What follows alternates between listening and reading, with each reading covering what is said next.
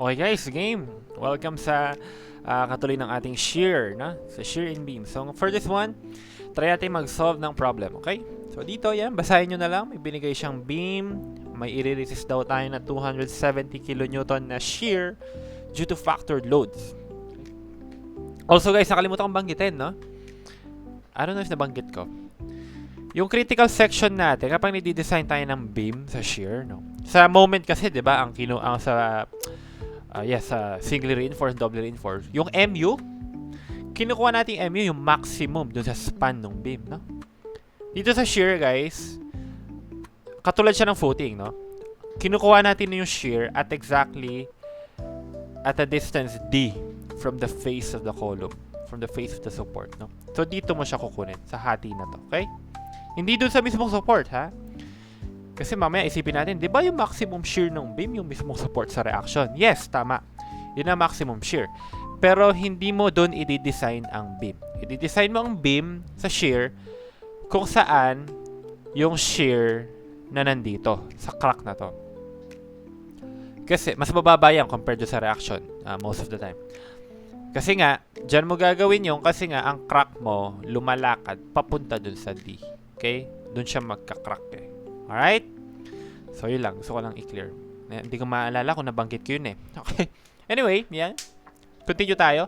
So, ito, hindi mo na kailangan kunin nyo kasi binigay na niya. 270 kN daw yung shear due to factored load. So, factored loads na yan. V yun na yan, no? FC prime natin, 21 MPa, FYT. So, yun yung transverse yung T minsan ginagamit, FYV, FYT. So, transverse yan, no? Yung transverse reinforcements natin, yun yung stirrups na tinatawag. So, yun ang grade niya, 280 MPa. Ang beam daw is reinforced with 20 mm longitudinal bar. And ang shear reinforcement is 2 legs, 12 mm bar. Kaya siya tinawag na 2 legs, guys. Dalawa yung leg na tatamaan na to. 1, 2. Okay? Minsan kasi may mga 3 legs, no? Ano yung tsura ng 3 legs? Minsan meron ka pang ganito eh. Ito, alam na alam nyo to, for sure. Yung minsan may makikita kayo mga di ba mga paganyan minsan 3 legs yan 1, 2, 3 no? Kasi pag ganun yung shear tatamaan niya is tatlo 1, 2, 3 okay 3-legged yan pero dito sa example natin ayan 2-legged bar 2 legs lang 12 mm bar na stirrups okay so unang tinatanong ano yung required na nominal shear strength ng section okay so yung kung magbubuhat siya ng 270 kN, ano dapat yung nominal shear strength ng section natin, no? So again, base lang yan doon sa ating principle. Ito yung tinatanong yung VN. Okay? Ang VU natin 270, ang feet 0.75, shift solve mo lang yan. Ang VN is 360 kN. Ganun na agad. Sagutin natin number 1. Okay? Next, determine daw natin yung required nominal shear strength ng stirrups. Okay? Again, ang idea, di ba? Ang VN natin, nominal shear, paghahatian yan ng concrete mo and ng stirrups mo. Kadalasan, ang unang kinukuha, yung concrete. Kasi, dinidesign natin dyan mismo yung arrangement ng stirrups natin, eh, yung reinforcement natin sa shear. So, usually, ang una mong kukunin talaga VC kasi meron ka na nito. Manggagaling lang kasi yan sa section mismo ng beam, no? Imposible naman mag-design ka nung... Kadalasan kasi, unang mag-design yung size ng beam, no? So, kunin muna natin yung capacity ng concrete sa shear, no? Yan ang VC natin. Yeah? Yung formula na pinakita ko kanina. 0.17 multiplied by lambda. Ang lambda natin, walang binanggit. Pag walang binanggit, automatic 1. Okay? Square root of FC prime, which is 21, multiplied by BW, or base, width ng base, which is 300. Multiplied by depth. Okay. Ang depth, hindi 500 mm, ha? Yan yung total height ng beam, no? Unless banggitin niya na ang effective depth mo ay 500 na talaga, yun ang gamitin mo. Pero dito wala siyang binanggit. Ang 300 by 500 na yan, yung 500, yung height ng beam. Okay? Ang kailangan mo yung depth. So, mula yun sa taas hanggang dun sa centroid ng bakal. Ngayon guys, imagine na lang natin to, no? Imagine na lang, no? Hindi ko na ito drawing. 500 ang total height. Minus, ito, balik tayo dito para mas ma-imagine natin. Yan, ito, yan, no? Ito yung depth, di ba?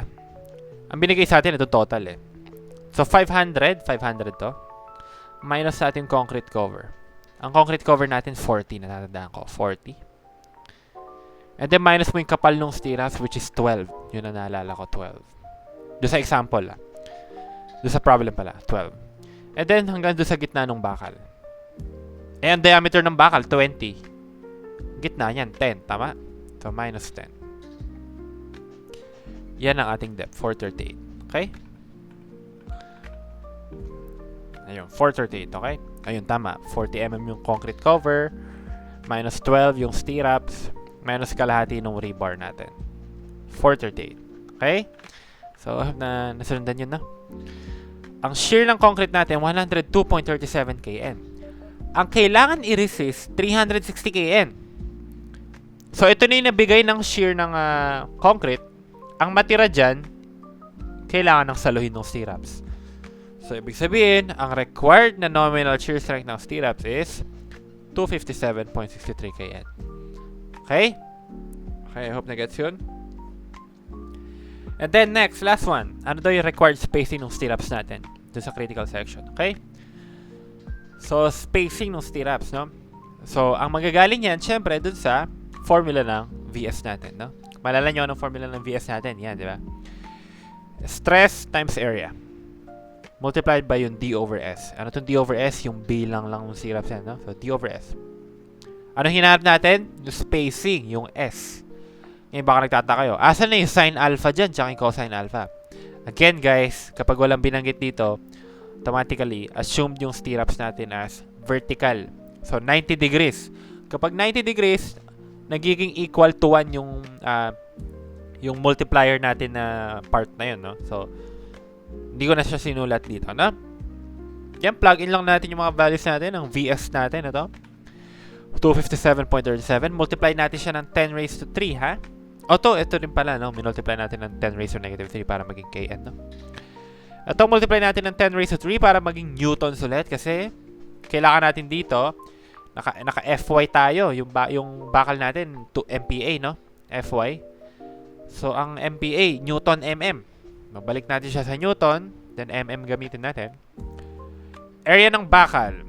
Sabi niya, dalawang legs, so dalawang tatamaan. So, pi r squared, 12 mm kasi yun, so 6 yung radius.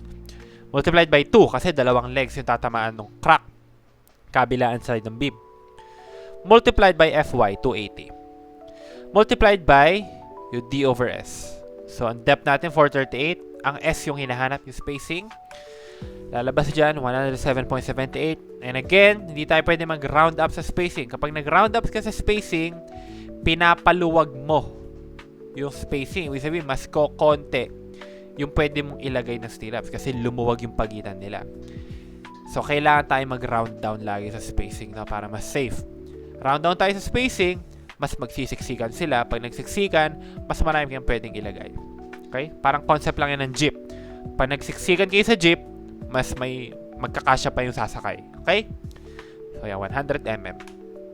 Yan ang sagot. Okay? So, ang bilis ng video na yun, no? Okay, so yan na yung shear natin. So, again, gaya ng sabi ko, medyo hindi naman siya ganun kahirap compared sa beam, no? Compared sa flexural, no? So, mas madali to. So, again, guys, tandaan lang natin yung mga formula na binigay natin sa unang video, yung limits sa code, and yun na, okay ka na nun. So, guys, ayun lang for this video. Thank you for watching. Again, pag mayroon kayong tanong, comment nyo lang dyan sa video. Try nating sagutan. Okay? Again, guys, thank you for watching. Bye-bye.